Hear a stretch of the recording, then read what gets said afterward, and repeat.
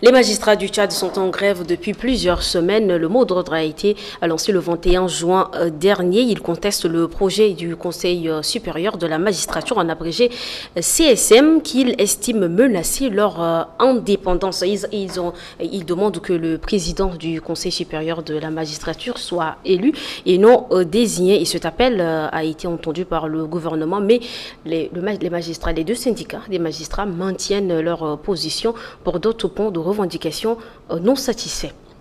Chers téléspectateurs, bonjour et bienvenue à cet autre numéro du Focus. Nous recevons aujourd'hui le président du syndicat autonome des magistrats du Tchad, M. Bruno Taouka. Bonjour et merci d'être là. Bonjour.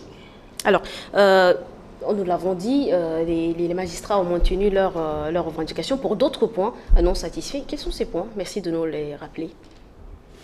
Merci bien. Nous sommes toujours à l'arrêt du travail pour plusieurs raisons. Et ça fait déjà la deuxième semaine. D'accord.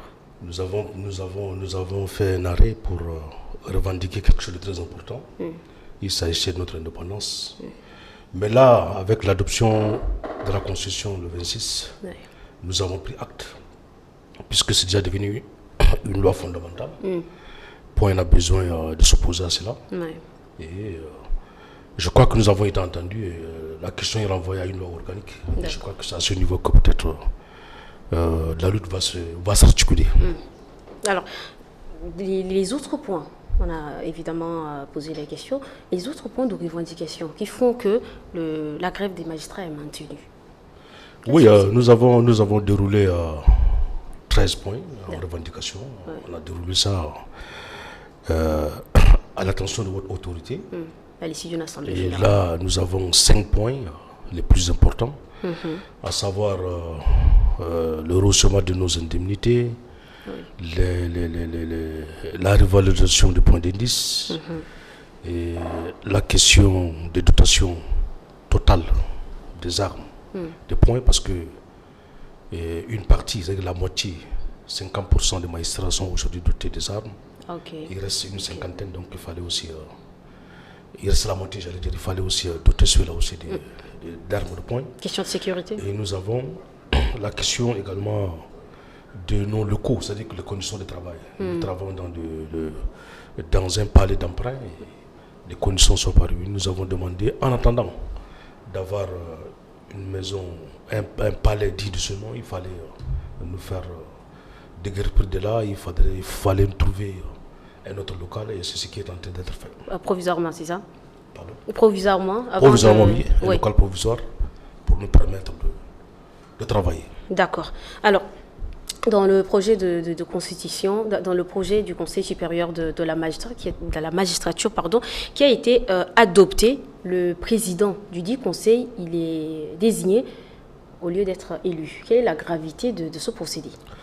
Oui, le 25 mars, le président de la République, devant les avocats qui faisaient leur entrée, et a déclaré solennellement quitter le Conseil supérieur de la magistrature. Et nous avons aussitôt le 3 ou le 4 avril alerté par une note. Nous avons demandé les conséquences de son départ du Conseil supérieur de la magistrature. Nous avons demandé à ce que le chef de l'État puisse rester pour plusieurs raisons. Vous n'êtes pas sans ignorer que le chef de l'État, il est la clé de voûte de toutes les institutions. D'accord. Quel que soit ce qu'on peut lui reprocher d'être membre du CCM pour peut-être empiéter sur l'indépendance de la justice, mais nous estimons que le président, s'il est le président du Conseil supérieur de la magistrature, s'il préside ce conseil, il y a bien d'autres raisons qui peuvent vraiment faire avancer la justice. D'accord. Mais là, il a décidé, nous le considérons cela, il a décidé de quitter et ça a été déjà acté. Et nous avons dit que le président de la République, il est le garant de l'indépendance de la justice. 2, il veille à l'exécution des lois et des décisions de justice. Et il dispose de droits de grâce. Fort de toutes ces prérogatives, nous avons estimé que le chef de l'État pouvait encore jouer un rôle, puisque le judiciaire a un long parcours au Tchad et sa présence était utile. Bon, mais là, il a décidé de partir, qu'à cela le tienne. Pourquoi le président a décidé de se retirer? Bon, semble-t-il que les conditions, que les résolutions et les recommandations des dénis ont demandé à ce que le chef de l'État quitte. Mais semble-t-il, donc vous n'êtes pas assez sûr? Non.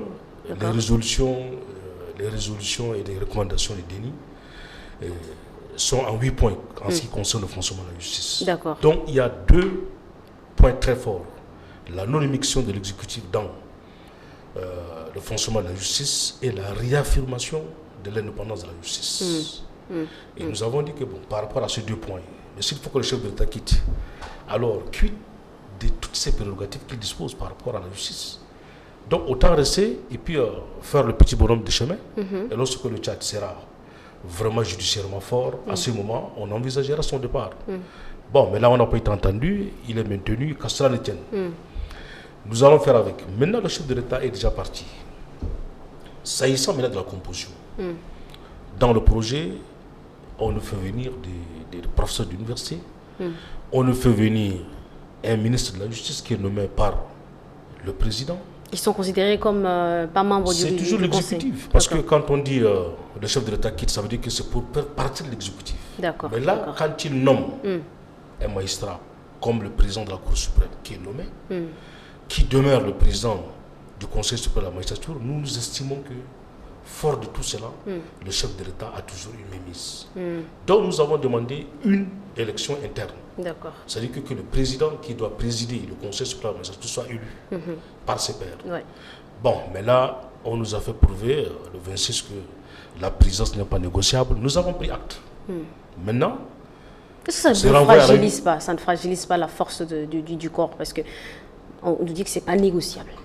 Bon, ce n'est pas négociable. Nous admettons que bon, voilà, le président de la Cour suprême est un magistrat. Et je crois que nous parlerons le même langage. D'accord. Même s'il est nommé par le président, aujourd'hui, qu'on lui concède la présidence, qu'à cela ne tienne, nous allons travailler avec lui. Mais maintenant, nous sommes regardants à la loi organique. Qu'on associe les 2 magistrats pour avoir une très bonne composition. Alors, hier, 11 juillet, les magistrats, vous êtes également signataires de ce communiqué, ont sorti un communiqué de presse pour dénoncer les propos de 2 ministres membres du gouvernement. Merci de nous rappeler le contexte de ces propos. Ils taxent la justice, de business et les magistrats de fausseté. Voilà. Oui, madame.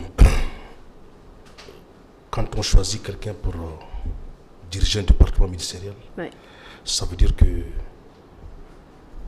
c'est quelqu'un qui doit être exempt des reproches. C'est quelqu'un qui doit être patriotique. D'accord. Et c'est quelqu'un qui est compétent au-dessus de tout. Mais là, nous constatons que les institutions de l'État, il est inadmissible. Le législateur l'a prévu. On ne peut pas discréditer un corps constitué de l'État, comme la justice. Ouais. Nous avons constaté 2 ministres qui sont sortis en dirigeant ou bien en réglant le problème interne. Le ministre des Finances et celui de l'administration du territoire. Oui, dans leur département, le ministre des Finances et le ministre de l'Urbanisme, le ministre du Développement du territoire, ont fâché les magistrats en ce sens que leurs agissements tombent sous les dispositions de l'article 142 et 144 du Code pénal. Le ministre des Finances, il faut le rappeler, devant le patronat, lorsque ceux-ci se sont levés pour revendiquer leur dette qui est passée à la direction des dettes publiques en exécution des décisions de justice, a estimé que ces décisions ont été tronquées, ces décisions ont été négociées par des magistrats avec le patronat. C'est dans ce sens qu'il pense que la justice est en business. La justice est une justice business. Ça ne se dit pas. Ça se dit pas, mais est-ce que c'est pas réel? Non, c'est pas réel. Nous avons des organes. Si vous estimez que dans des décisions, si vous reprochez une décision de justice, des greffes, que vous estimez que c'est probant, saisissez l'inspection. Le ministère de la Justice a une inspection des services judiciaires, diligente une enquête. Mais à vouloir, par quelque manière que ce soit, par quelque voie que ce soit, le dire, le discréditer, outrager les magistrats, nous admettons que ce n'est pas nous qui avons prévu ça. Ces dispositions de l'article 142 et 144, ce sont des dispositions qui existent depuis fort longtemps. Et tous ces agissements tombent là et nous entendons porter plainte. Et la question le ministre des Finances, de l'aménagement du territoire. Plutôt, ok. Nous sommes les gardiens des biens, des propriétés, publiques et privées. Oui. Pardon haïssements, si on entend reprocher des choses aux magistrats, je crois qu'il y a des voies idoines. Imaginez-vous, des magistrats seraient versés dans des malversations d'un réseau de falsification des titres fonciers. C'est grave. Et c'est grave. Oui. Ça ne se dit pas.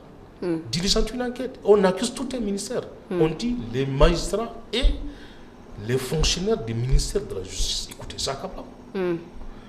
Bon, quand c'est gratuit, je crois que la justice dira le droit. Ça vous discrédite et devant Bien les sûr, justiciables. bien sûr. Voilà. Bien sûr, bien sûr. On ne peut pas fustiger comme ça sa justice.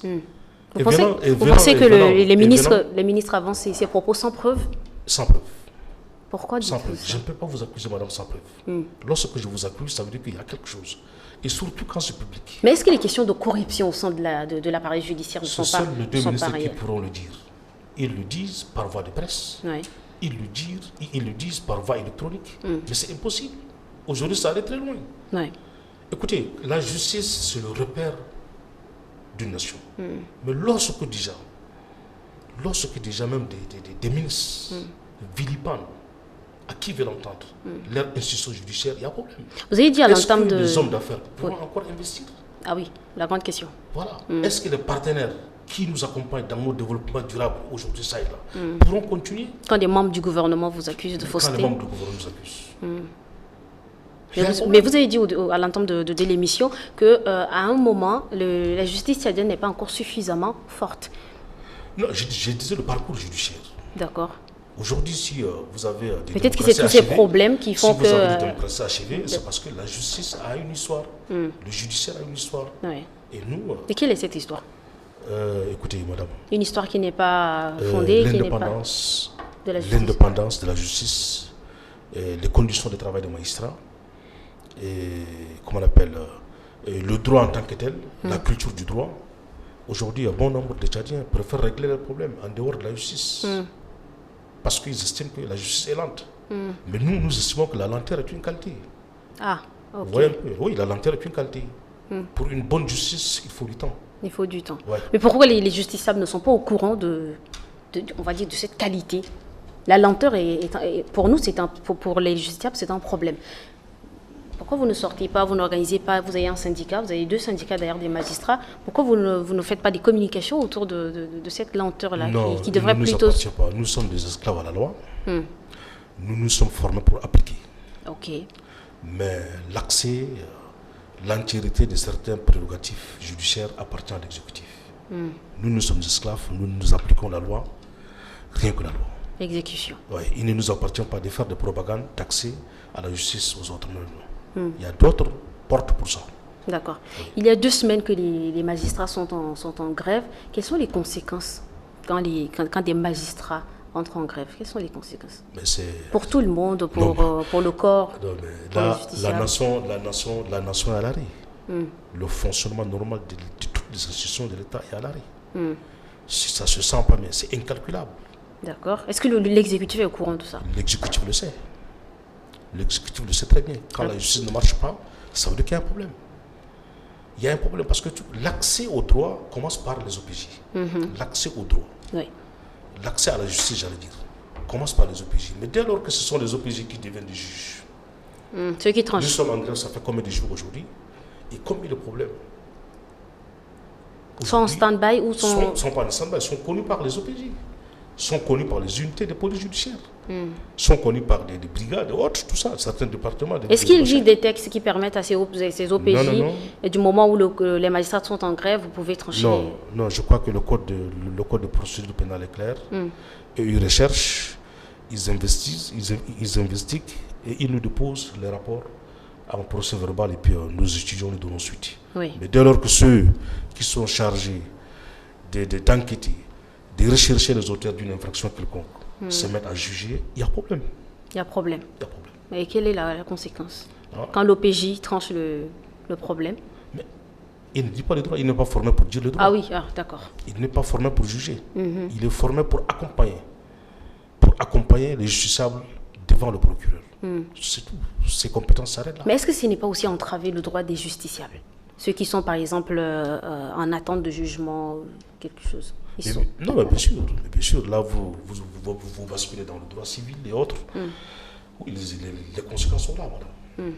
Dès lors que vous êtes venu à la justice pour chercher à trouver une solution à un litige, et que ce litige n'est pas tranché, il y a problème.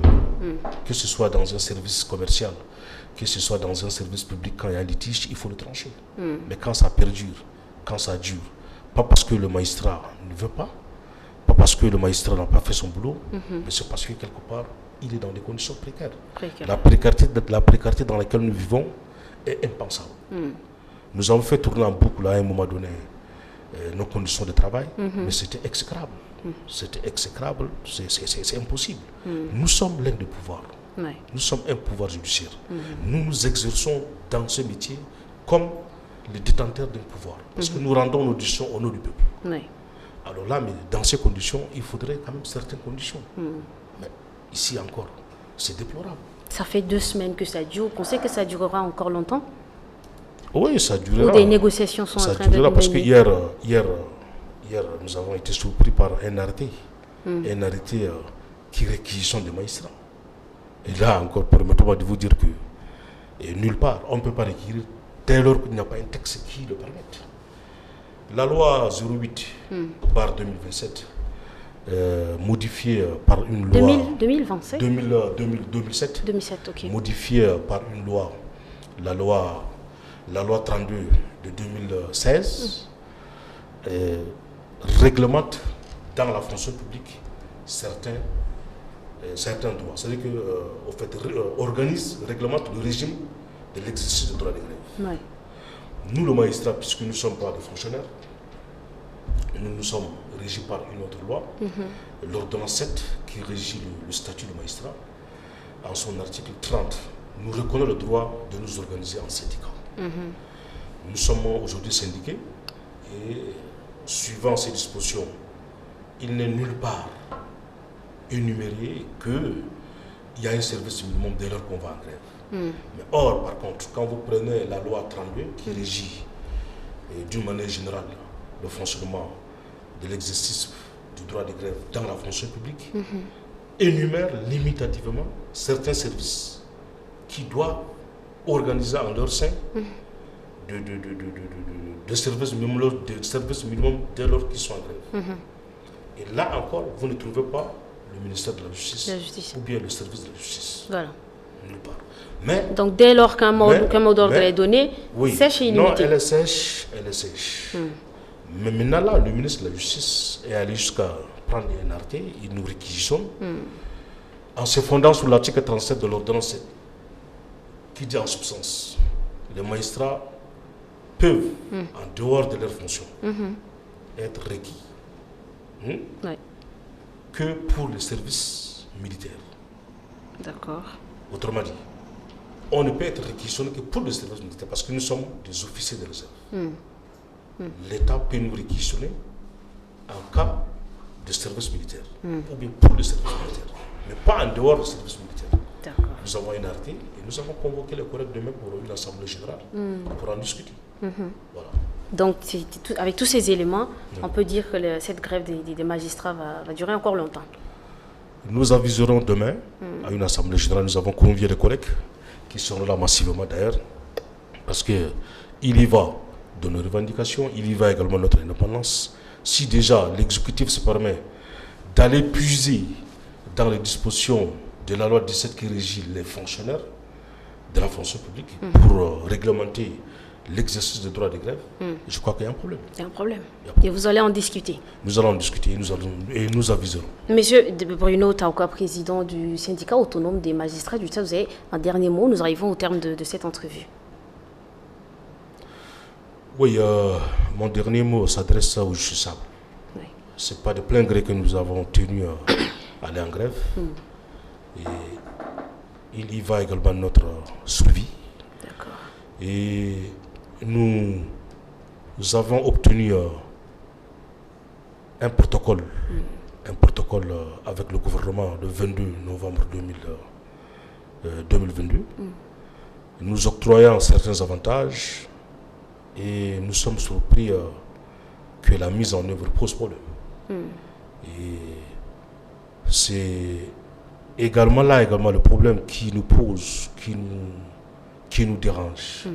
Lorsque vous conventionnez par un protocole, ça devient un contrat. Les délais sont là, tout est là. Il faut respecter. Nous sommes censés simplement entrer dans nos droits, mais là nous constatons que le gouvernement, au lieu de nous reconnaître ce qui est dû, on préfère plutôt chercher à casser la grève, la dynamique de la grève dans laquelle nous sommes plongés depuis 2-3 semaines. C'est regrettable. Mais je crois que tant qu'on a droit, tant qu'on a encore de souffle, je crois que ça pourra se solder par une victoire. Tout ce que je demande à mes collègues est aussi simple. Oui, on garde toujours espoir. Absolument. Monsieur Bruno Tanko, président du syndicat autonome des magistrats du Tchad, merci d'être passé. Merci déjà pour toutes vos réponses. Ça nous a aidé à éclairer la lanterne de nos téléspectateurs. Merci bien, madame. Alors, merci également à vous, chers téléspectateurs, qui nous avez reçus chez vous. Je rappelle que nous avons discuté de la grève des magistrats qui dure depuis plus de 2 semaines. Le mot d'ordre a été lancé le 21 juin dernier. À la prochaine pour un autre numéro de Focus. D'ici là, prenez soin de vous.